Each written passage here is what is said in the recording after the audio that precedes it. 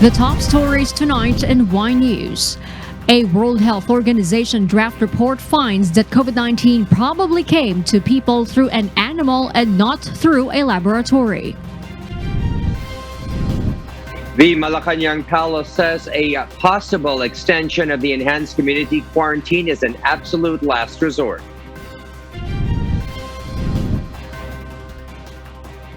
The government will ramp up its COVID-19 tests to 90,000 per day in Metro Manila and nearby provinces. Local government units will be authorized to decide whether to give in cash or in-kind assistance to families affected of the ECQ reimposition. Massive oil refinery in Indonesia continues to burn.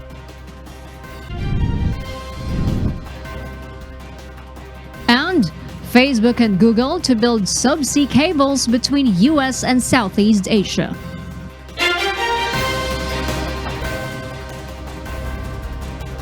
Good evening, Philippines and the world. We are now reporting live from EDSA Centris in Quezon City. Today is Tuesday, March 30, 2021. I am Harleen Delgado. Join us in the next hour as we deliver today's top stories around the country and in other parts of the world. I'm Angelo Castro III. We are also seen in 1,935 satellite monitoring centers nationwide and via live streaming worldwide through the UNTV News and Rescue social media accounts and our website, untvweb.com. I am William Theo. First in the news.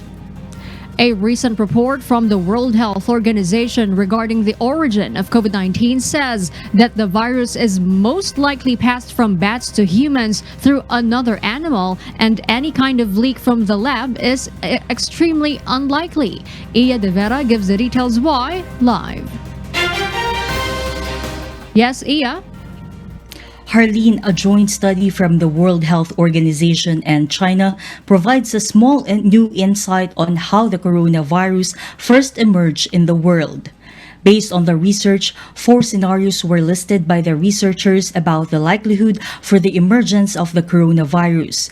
At the top of the list was the transmission from bats through another animal, which researchers have evaluated and said it was likely to very likely, while the direct spread from the bats to humans are likely.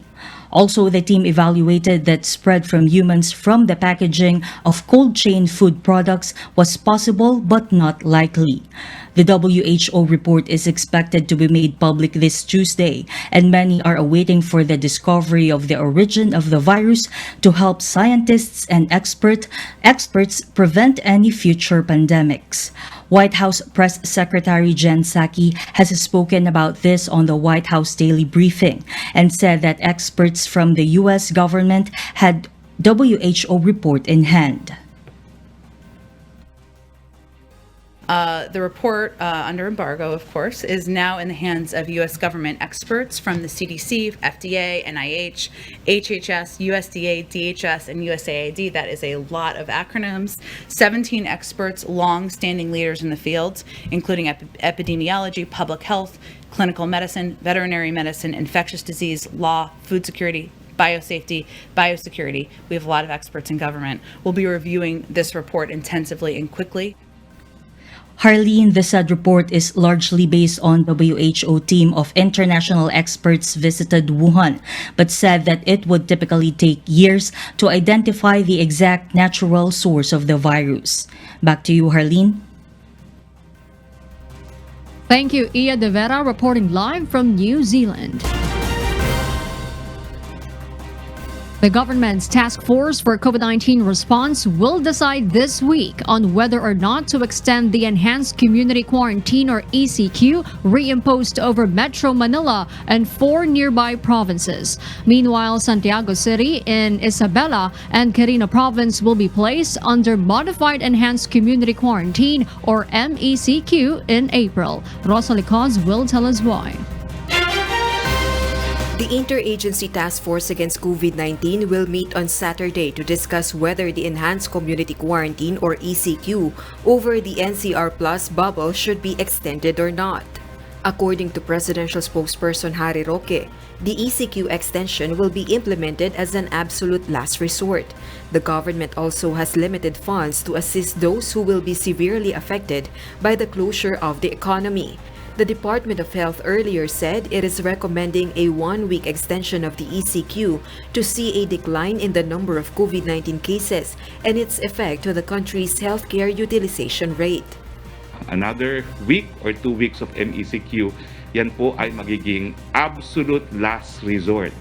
Inaasahan po natin na dahil nga po dito sa isang linggong ECQ na nangyari matapos po isang linggo ng NCR Plus bubble, kasama po ng mask, hugas, iwas at kasama po yung mainting na code, yung pagbabahay-bahay para naghahanap ng mga meron sintomas at yung mas pinainting pa nating testing and isolation, umaasa po tayo na sana po hindi na kinakailangan mag-ECQ. Meanwhile, the new round of community quarantine classification for April will be implemented outside Greater Manila area. From April 1 to 30, Santiago City in Isabela Province will be placed under Modified Enhanced Community Quarantine or MECQ, while Quirino Province will be placed under MECQ until April 15 only. General Community Quarantine or GCQ will be implemented over Cordillera Administrative Region, Cagayan, Isabela, and Nueva Vizcaya for the whole of next month, as well as Tacloban City, Iligan City, Davao City, and Lanao del Sur. Meanwhile, major parts of the country will be under Modified General Community Quarantine or MGCQ. In his talk to the nation last night, President Rodrigo Duterte said many countries, including the Philippines, are imposing strict lockdown measures due to new coronavirus variants. Now, bakit ganon? Ang gobyerno ba natin nagkulang? Ang gobyerno ba natin walang ginawa? Alam mo, sa totoo lang, ang naka-lockdown ngayon, ang the countries of Ukraine, France, Germany, Poland, Italy. 75% of Italy has entered a new lockdown in a bid to fight the rising rates of coronavirus. Hindi lang tayo. The president admitted he is having hard time dealing with the COVID-19 pandemic. Alam mo, I would be the last person. Ako ang pinakahuling tao dito sa Pilipinas na magpapahirap sa Pilipino. If only I had the power, kung nandyan lang sa akin yung poder na like a magic wand na maalis ka agad itong problema natin, mawala, gagawin ko. I'm having a hard time. I'm grappling with the issue of COVID. Rosa Licoz, UNTV, News and Rescue. We serve the people, we give glory to God. The government will ramp up its COVID-19 testing in the areas placed under Enhanced Community Quarantine or ECQ. According to testing czar Vince Dizon, they will aim at 90,000 tests daily. Janice Inhente reports why. The Interagency Task Force Against COVID-19 has ordered to increase the COVID-19 testing capacity, especially in the NCR Plus area. The government will add 30,000 antigen tests per day in order to improve testing capacity. Dito, talagang nakikita natin yung spread ng mga kaso at ng mga variant na UK at South African variants. Kaya kailangan paigtingin yung testing dito.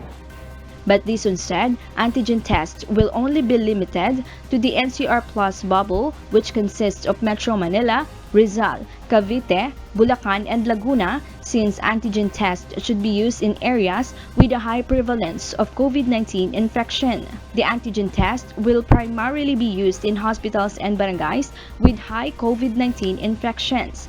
With that, the country's testing capacity will increase from the daily 51,000 tests to 80,000 to 90,000 tests per day. Meanwhile, Dizon confirmed that 80% from the 10,000 available isolation beds in NCR Plus bubble are now accommodated. That is why they have added another facility to accept more patients. Ang DPWH magdadagdag sila in the next 2 weeks ng ang estimate nila is about another 1,000 beds. No, 500 beds sa Subic, sa Manila Times Colleges. Yan ay target na magbukas na sa April 5. And sa New Clark City, nagdagdag na kami ng 200 beds. Available na yan starting tomorrow. O may 700 beds na magiging available in the next week. Dizon ensured that they will continue to expand the facilities in preparation for the future surges of COVID-19 in the country. Janice Hente, UNTV, News and Rescue. We serve the people, we give glory to God. Quezon City will no longer tolerate the residents' negligence in following the health protocols. Aside from penalties, violators will also face imprisonment if caught repeatedly. Marvin Calas explains why. Quezon City Task Force Disciplina warned that repeated health protocol violators will be penalized for imprisonment. Based on the task force's report, more than 300 violators on health protocols were caught today in the entirety of Quezon City. Majority of these violators are caught among areas dominated by informal settlers. Pag recidivist na, yung paulit-ulit na, yung tinatawag natin third offense, ay pwede na talaga silang ikulong. I-inquest po at sila po ay iharap sa piskalya at magre-rekomenda ang piskalya na sila po ay pansamantalang makukulong hanggang hindi ho sila nagpapiyansa. Tickets are issued under first offense of violators on improper use of face mask and face shield and a fine of 300 pesos. 5,000 pesos for social distancing violators, while establishments violating the health protocols are subject for closure.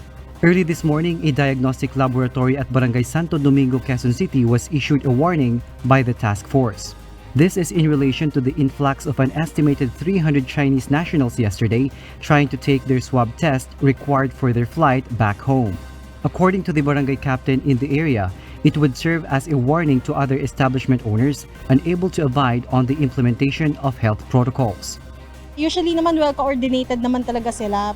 And yesterday, hindi rin nila ina-expect na ganyan talaga dadagsa yung tao dahil 'di ba nag-ECQ, tapos mag-Holy Week, tapos nag-cut off din sila na maaga. So yung mga magpapaswab, nagpanic din sila. So biglang dumagsa yung tao. Syempre kami nabahala din dahil biglang dumami yung tao. Pumunta rin naman, nag-ano rin naman ng barangay para ayusin din yung nila, yung sistema nung sa pila nila. The management of the said laboratory explained that additional security on the process of accepting their clients will be implemented to avoid the same incident. So they were supposed to come by 50s lang dapat per hour. Para pagtapos noon, dadating yung bagong batch, tapos tuloy-tuloy lang po, hindi po marami yung dagsa ng pasyente. Kaya lang po nagsabay-sabay sila lahat dumating. Meron kaming i-allocate na space para doon din mag-antay yung mga ibang hindi na makaalis or makabalik para rin hindi sila magkumpul-kumpul dito sa labas. The task force on the other hand persuaded the public to remind fellow constituents to strictly follow the implementation of health protocols.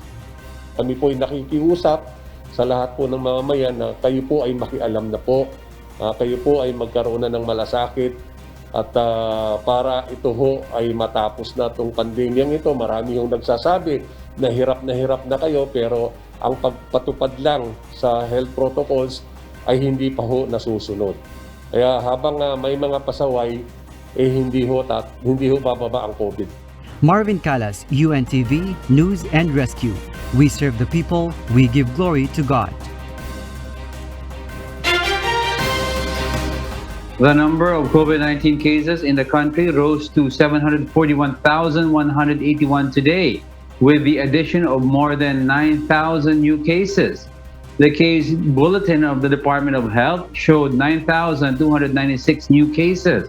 Total recoveries also rose to 603,310, with 103 new recoveries. 5 new deaths were also reported, bringing the total number of deaths to 13,191. Of the 124,680 active cases, The health department said 96% are mild, 2.3% asymptomatic, 0.6% critical, 0.7% severe, 0.39% moderate.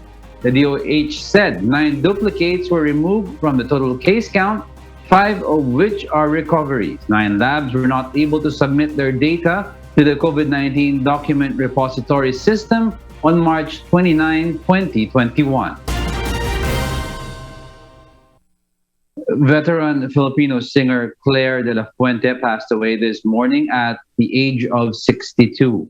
This was confirmed by her son, Gigo de Guzman, in an Instagram video. According to de Guzman, her mother died due to cardiac arrest and had suffered anxiety after being tested positive for COVID-19. De Guzman also confirmed that he has tested positive for COVID-19. However, he is asymptomatic. De la Fuente, known as the Karen Carpenter of the Philippines, was one of the successful singers in the late 70s. Some of her popular OPM hits were Sayang, Nakaw ng Pag-ibig, and Minsan Minsan. For those watching our 24/7 live streaming on YouTube, please click the subscribe button you see on your screen and ring the bell for notification. You may also follow us on Facebook. Local government units in enhanced community quarantine areas are given the leeway to decide whether to give a cash or in-kind assistance to low-income families affected by the new lockdown. Rosalie Cos will tell us why. To expedite the release of assistance to the families greatly affected by the ECQ reimposition, local government units will decide whether to release the aid in kind or in cash. This after President Rodrigo Duterte has approved the release of funds. Today, the national government is expected to transfer the funds to the local government units in NCR, Laguna, Cavite, Rizal, and Bulacan.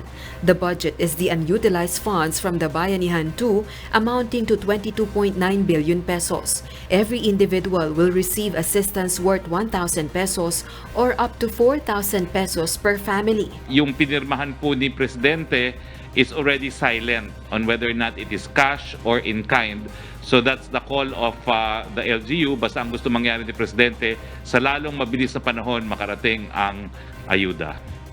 The 22.9 million beneficiaries represent 80% of the total affected population in NCR+. If the ECQ will be extended, the palace said it has to ask for supplemental budget from the Congress. Rosalie Cos, UNTV News and Rescue. We serve the people, we give glory to God. Meanwhile, a labor group says it is high time for the government to increase the wage of workers nationwide. However, an employer group is against the wage hike. Ray Pelayo explains why. The Defend Jobs Philippines was dismayed over the resolution sent to them by the Regional Tripartite Wage and Productivity Board in the National Capital Region. It states that the board cannot take action on the 100 pesos across the board wage increase petition of the group.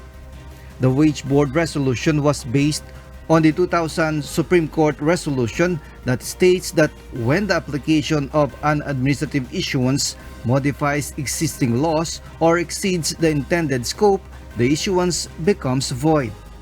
Skeptical kami sa statement nila na yun dahil nga ang dami nang nangyari, ang dami na naganap, pero yung mandate nila na every year dapat pag-aralan kung magtataas ba ng sahod sa mga manggagawa o wala namang naganap na pagtaas ng sahod ng mga manggagawa. The petitioner reiterates the importance of wage increase nowadays.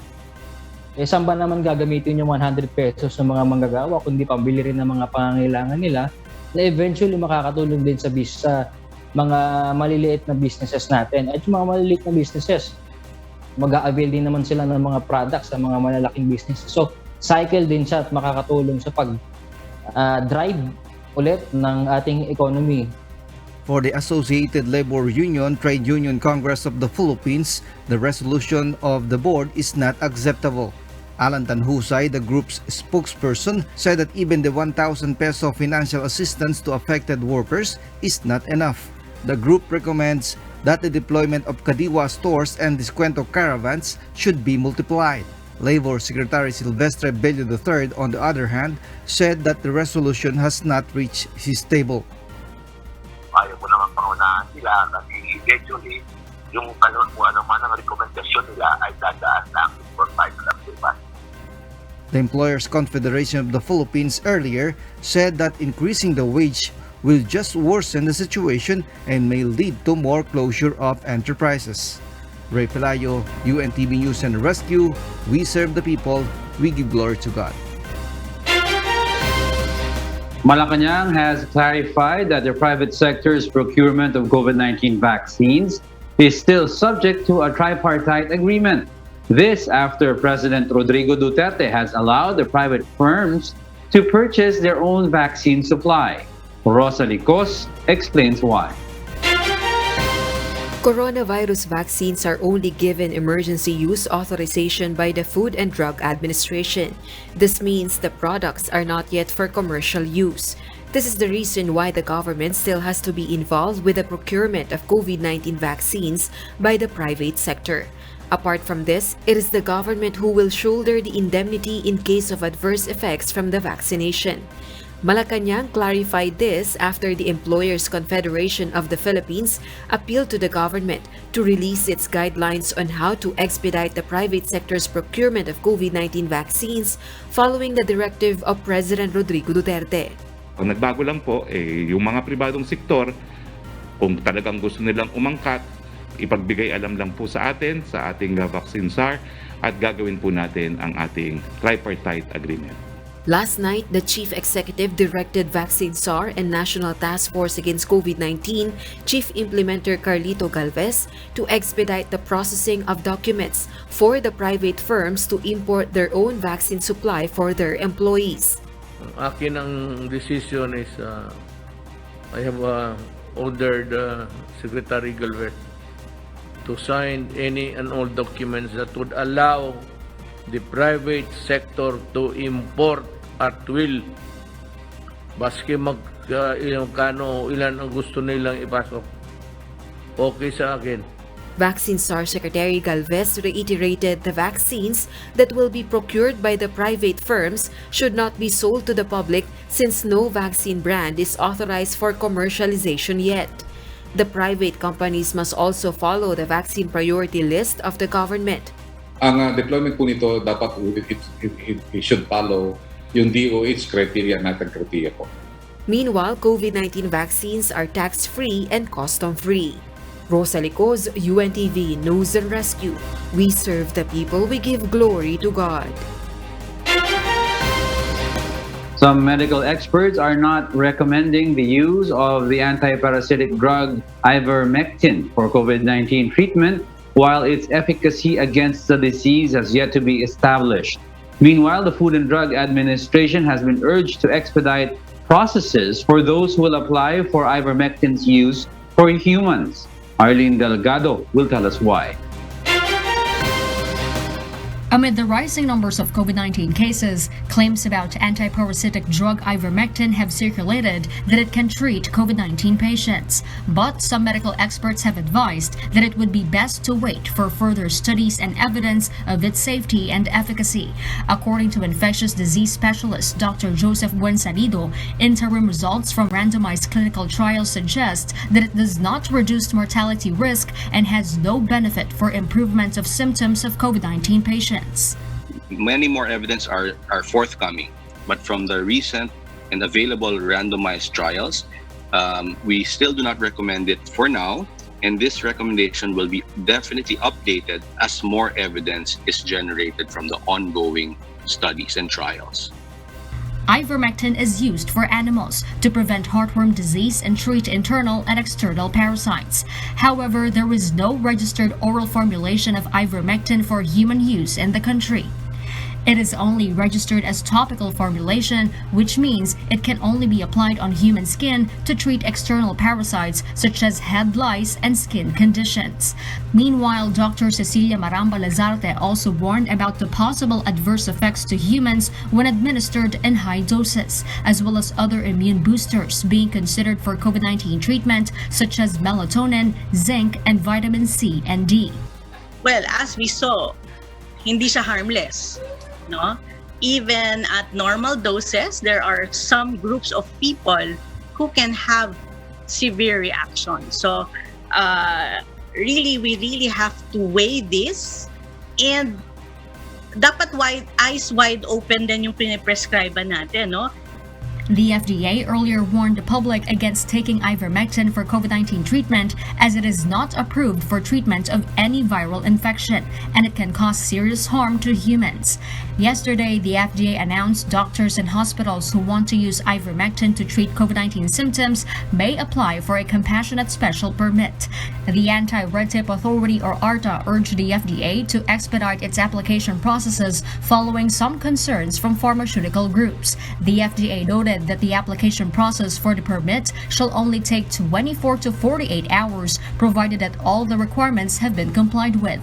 Pag nakita po natin na meron mo talagang deliberate attempt na parang hadlangan ang mga bagay nito for no apparent reason, whether wittingly or by negligence, then that is already a matter that would be suitable for an enforcement of the ARTA law, or even an investigation and filing of cases. As of now, according to ARTA, 2 pharmaceutical companies have committed to apply for use of ivermectin. ARTA is also looking into forming a special task force that will ensure the timely processing of COVID-19 related concerns of the government, such as procurement, donation, and logistical needs. Jorlene Delgado, UNTV News and Rescue. We serve the people, we give glory to God. The Commission on Higher Education said that they will immediately suspend the limited face-to-face classes if a student contracts COVID-19. Jo Anano has the story. 24 universities and colleges nationwide offering medical and allied health sciences courses were allowed by the Commission on Higher Education to conduct limited face-to-face classes with the approval of President Rodrigo Duterte and the Interagency Task Force amid the COVID-19 pandemic. CHED Commissioner Prospero de Vera explains that based on their agreement with the Department of Health, they will immediately suspend the limited face-to-face classes if a student turns out to be positive of COVID-19. Ang guidelines nito ay pag may nag-positive sa mga estudyante, automatic tinitigil ang limited face-to-face. Hindi question ng kung ilan. Kung meron, automatic ititigil. Yan ang guidelines.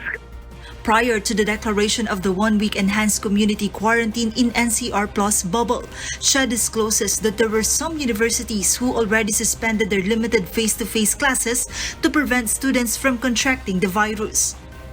Unang-una, binawi nila yung mga estudyante galing sa mga ospital dahil yung mga ospital mismo ay nagsabi na mataas ng incidence ng COVID at hindi masyadong ligtas ang mga batang pumunta doon. So, pinull out na nila yung mga clinical interns nila even before tumaas yung, nung nagsisimulang tumaas pa lang yung COVID cases.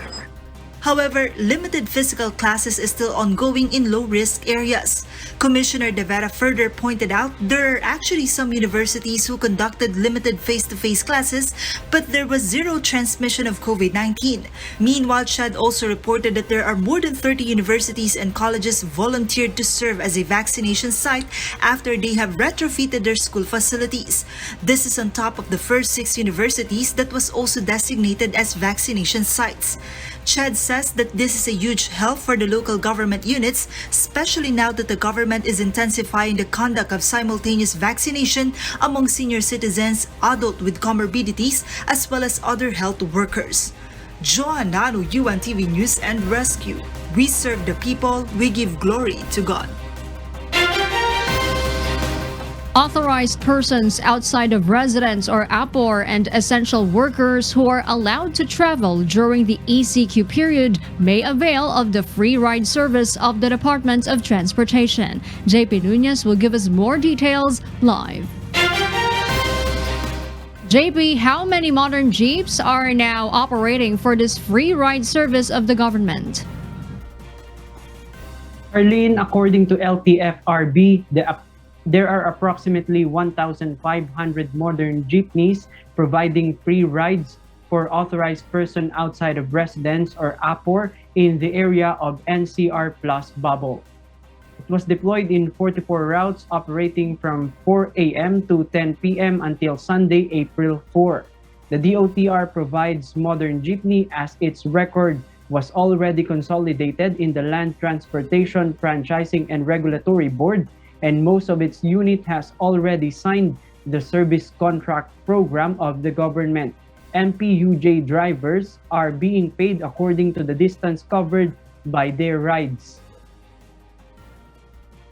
Ito pong mga modern jeep consolidated na at ang kanila pong mga karamihan po dito sa modern PUJ, almost all, ay under na po sila ng service contracting. Kaya nga po, lagi po natin ipinapaalala na even yung traditional ay kailangan na po nilang sumama po sa service contracting.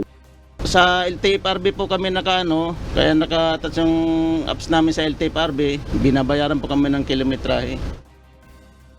To some passengers, it was beneficial as they were able to save fare for their transportation, just like Jane, who is an essential worker from Marikina.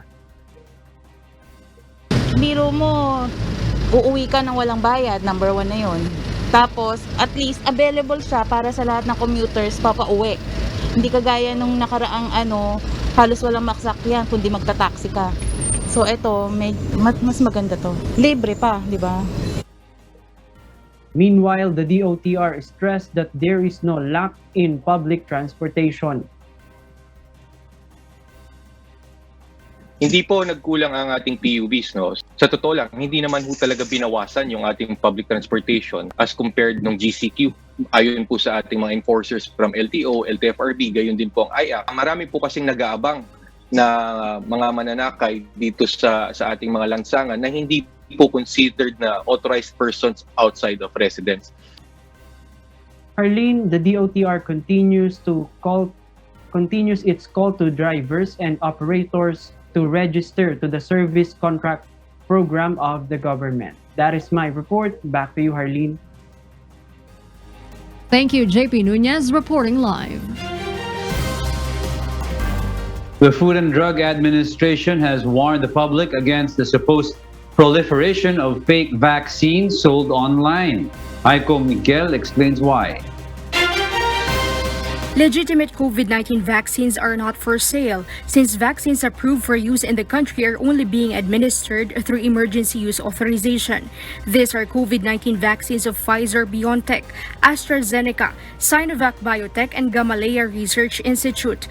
FDA says people should not patronize groups and individuals offering COVID-19 vaccines in different ways. According to FDA, it can be determined on a vaccine's label whether it is fake or authentic. Counterfeit vaccines are not correctly labeled or are not labeled at all. It also has an out-of-date or missing expiry date and does not contain information on how to store the vaccines. The packaging looks poorly constructed or appears to have been altered.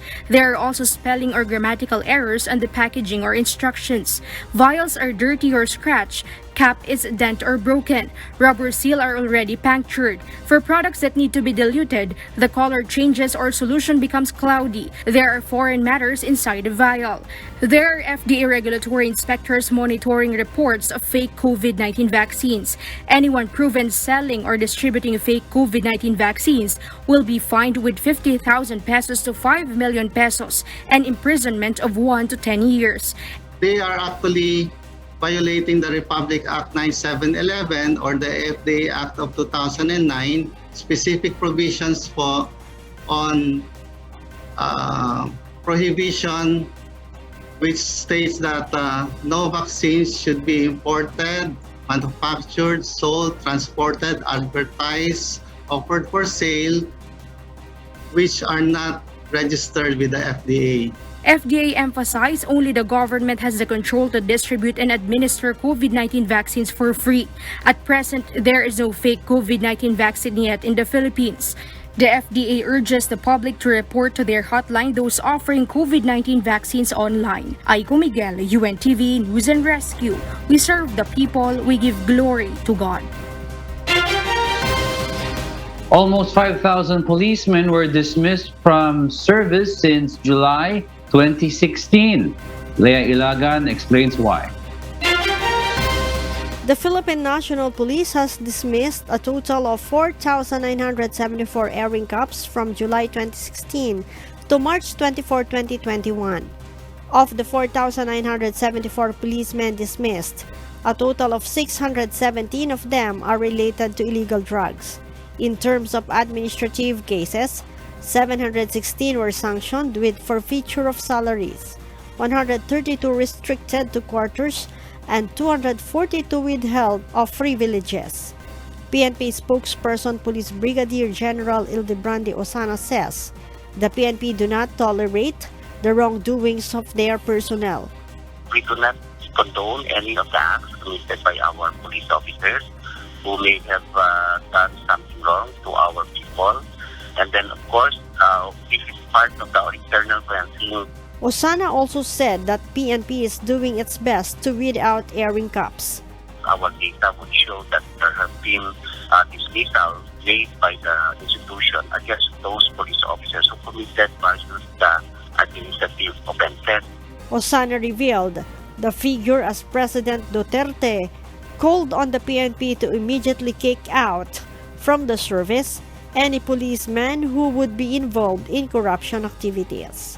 Leia Ilagan, UNTV, News and Rescue.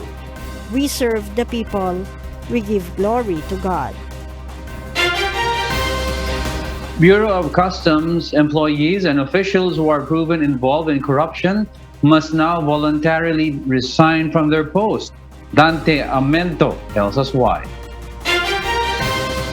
The perennial problem of corruption in the Bureau of Customs or BOC has affected the generated revenue of the agency.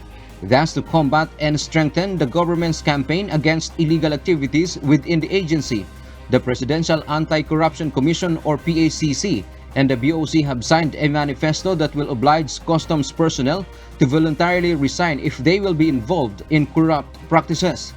This is aside from the possible administrative and criminal complaints to be filed before the Office of the Ombudsman. Sino man sa kanila ang mahuhuli natin who will engage into corruption, by signing the manifesto, they promise to resign from their post. Ganun na po. And then kami naman sa PACC, katulong po ng customs din, ng task force against corruption at ang ombudsman, will continue to file the case in court and submit the report to the President. Belica adds the President has given strong mandate to have relentless investigation among government officials who were involved in illegal activities. The Bureau of Internal Revenue and the Department of Public Works and Highways personnel are expected to sign the same manifesto. Baka dito, kung gusto nilang sumikat, ilibigay namin ang listahan sa Pangulo kasama pangalan nila. Pasisikatin natin sila ron sa Talk to the People ng ating Pangulo. Meanwhile, the BOC considers this effort as a welcome development in combating irregularities among their ranks and employees. Ang gusto ni Commissioner Guerrero, iposte sa lahat ng opisina namin yung manifestong yun. As a constant reminder to our personnel kung ano yung commitment na ibinigay nila sa atin. At siya mismo nangangako na kung ito hindi nila tutuparin, at ayaw nila mag-resign based on sa manifesto yun, siya mismo magpapatanggal sa pwesto nitong mga to. The PACC also believes that through this endeavor, it would help boost the country's revenue that will serve an additional fund for the procurement of COVID-19 vaccines. Dante Amento, UNTV, News and Rescue. We serve the people. We give glory to God. The massive fire in an oil refinery that broke out Monday midnight continues to burn, leaving evacuated residents unable to return to their homes. Marvy Delfin will give us the details live. Yes, Marvy? Arlene, the blaze in Pertamina's Balongan oil refinery has not yet been extinguished this afternoon amid torrential rains since last night. Black smoke was still rising, visible from a distance of 5 kilometers, though hundreds of residents earlier evacuated to a safe place have gradually begun returning to their respective homes. The fire has been localized inside the bunt wall by using foam to prevent the flames from spreading to other areas. According to the head of the fire department, Johnny Takarasel, firefighters are still on standby at the scene, and the blackout process was planned to involve more assistance from Pertamina's facility in Silicap. The fire incident was allegedly caused by a leak at the T301G location, and it is unclear whether lightning strikes sparked the fire. The state-owned oil company said it has lost more than 400,000 barrels of oil in the blaze, but that it plans to make the plant operational again in just 4 or 5 days. This is not the first time Pertamina has come under fire for an environmental disaster. In 2019, a crude oil well sprung a leak which stayed open for weeks, creating a toxic oil slick that covered acres of the sea and reached 11 Indonesian villages, causing wide disruptions to fishing communities and the local tourism industry. Harleen? All right, Marvi, thank you for that update. A pharmaceutical company in France was convicted of manslaughter and deception over a deadly diet pill. RK Liorca will give us the details live. Yes, RK? Yes, Harleen. One of the country's biggest health scandals came into a conclusion in a Paris court on Monday after a French drug maker, Servier, has been found guilty of manslaughter and deception. The presiding judge, Sylvie Donis, on Monday said the firm had misled consumers about the pill and has weakened people's trust in the health system. The judge also added that although the company knew about the risk for many years, they never took necessary measures about it. Servier's former deputy boss, Jean-Philippe Seita, was sentenced to a suspended jail sentence of 4 years, and its chairman, Jacques Servier, was also accused earlier on the legal process but died in 2014. The drug mediator was once licensed as a diabetes treatment that was used by millions of people in France, which has been on the market for 33 years. It was also widely prescribed as an appetite suppressant to help people lose weight, and after such health concerns, was blamed for hundreds of deaths.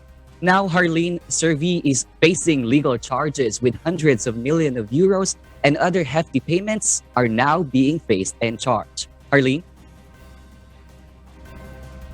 Thank you, RK Liorca, reporting live. Meanwhile, Facebook and Google have unveiled plans to install new undersea data cables linking the US and the Southeast Asian region. Nina Bascon will tell us why. Facebook said it would be investing with partners on the subsea cables known as Echo and Bifrost to connect Singapore, Indonesia, and North America, which would increase overall Trans-Pacific capacity by 70%. Google indicated it would participate in the Echo cable, which would run from Eureka, California to Singapore with a stopover in Guam and a future connection to Indonesia. Aside from the Southeast Asian cables, Facebook was continuing with its broader subsea plans in Asia and globally, including with the Pacific Light Cable Network or PLCN. The 12,800-kilometer PLCN, which is being funded by Facebook and Alphabet, had met U.S. government resistance over plans for a Hong Kong conduit. It was originally intended to link the United States, Taiwan, Hong Kong, and the Philippines. Facebook said earlier this month it would drop efforts to connect the cable between California and Hong Kong due to the ongoing concerns from the U.S. government about direct communication links between the United States and Hong Kong. Nina Bascon, UNTV News and Rescue. We serve the people, we give glory to God. COVID-19 has brought devastating events to countries across the world, but Finland maintains its top spot for being the happiest country in the world. Early Briones reports why. The running tally of overall deaths brought by COVID-19 is now over 2.6 million, and figures only keep rising as the virus continues to stay and impact our everyday lives.